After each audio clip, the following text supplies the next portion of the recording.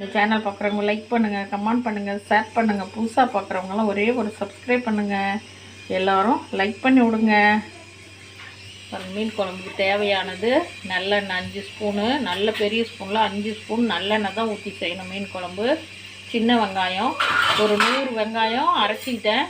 ஒரு கொஞ்சம் அந்த ஒரு 20 வெங்காயம் உரித்து எடுத்துக்கிட்டேன்.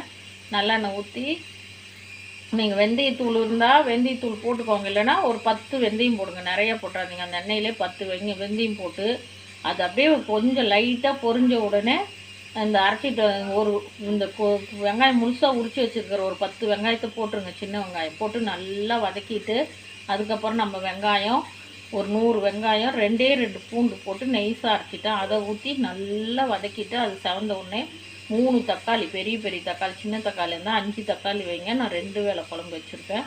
5 தக்காளி, அதிலே கொத்தமல்லி தழை கொஞ்சம் போட்டு